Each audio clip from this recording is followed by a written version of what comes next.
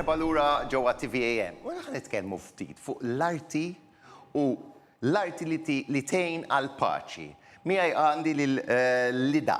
Lida, I know you understand Maltese, but I will speak in English to make your life easier, because you also speak, titkellem ftit bil-Malti, ju? Iva, nitkellem. Inti ilek hawn Malta kemm il-sena l-ewwel nek ħanibdew? 1991. Since 1991. Since 1991. But we'll carry on in English, because we can make your life easier. So, using art to promote peace.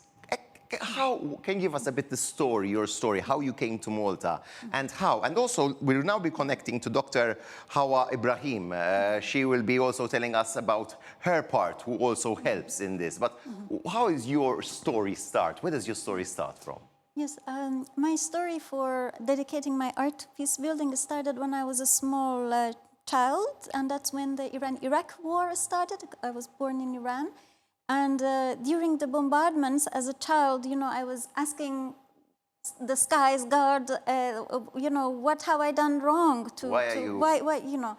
And one day when I was waiting for an answer from the sky, an image appeared to me of the sun playing the flute, and the sounds made angels. They were dancing and sending flowers. Okay. And this was your first inspiration? This was the first inspiration. And I drew that, and that was my first drawing. And from there was this urge to use my capacity for drawing to make people see the space of warmth, that beauty, which is accessible to us humans. So that was your first time you actually drew, or you used to draw a bit, but never with the theme of peace? So in fact, we're seeing this picture. This is you doing a presentation. This is exactly the drawing that I'm talking about. That's the first drawing that I did as a 3-year-old, and the first image that came, which came in the middle of bombardments. And that's why I realized that no matter how cruel the surroundings, there's always access we can have to our inner beauty and warmth.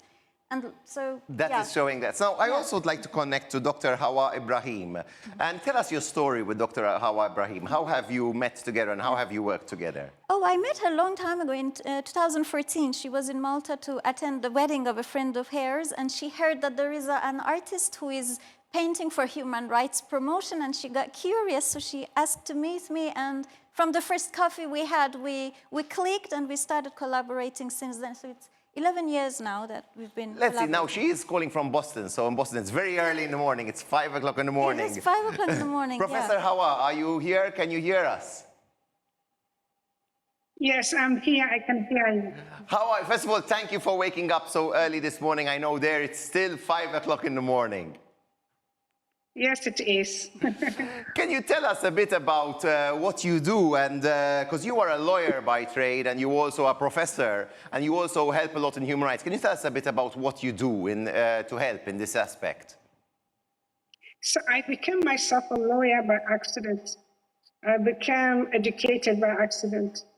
I came to teach at Harvard University by accident. But I guess I went to Yale. Yes, all by accident, and Oxford all by accident. So over time, I have discovered that I can turn around my life to make others' lives better. So we started a project called STEAM, which is Science, Technology, Engineering, Art, and Maths.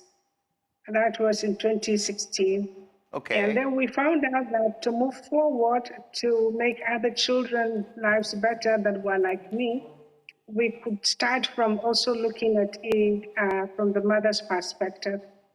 And so meeting a leader really expanded my vision about how we can use art for peace on one hand, but we can also use the soft power of mothers on the other hand. So Lida and I just parted some few days ago. We were here in Boston, and we were addressing the issues of mothers without borders, the phenomenology of the soft power of mothers in peace building. Interesting. So this is something which you've worked on, and obviously which is a great way of promoting. And you're meeting up with Lida. How has this adventure together, how have you seen that her art, which comes from a genuine place, because she obviously was in a position where she was feeling for peace, she wanted peace. I think it's a beautiful way that you can work together, and with your obviously education and where you're lecturing and her art together, I think you can really do a great message to the world. I think Lida is an example of a game changer and a world changer. Her art has been all over the globe, and so we are lucky to have her as part of us here in the United States when she displayed her art, as you are showing now at Harvard last week. So we have collaborated in a lot of ways. I teach at the University of Rome in Tor Vergata, and she has been a guest lecturer at that university several times. So she was using her art to make students think differently. So when you are having difficulties in calculus, how can you see her art from a transformative way of how you can solve a mathematical problem? So her art has been just dynamic in a lot of what I do as a lawyer, and collaborating with her has been a blessing.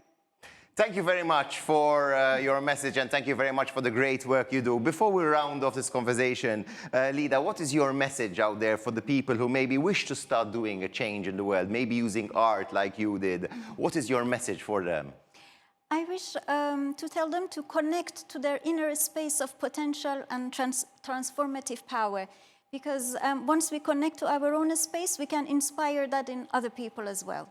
Thank you, Lida. Thank you, Dr. Hauwa. We hope to see more work of yours together, and I hope that together you can help the world be a better place for us all.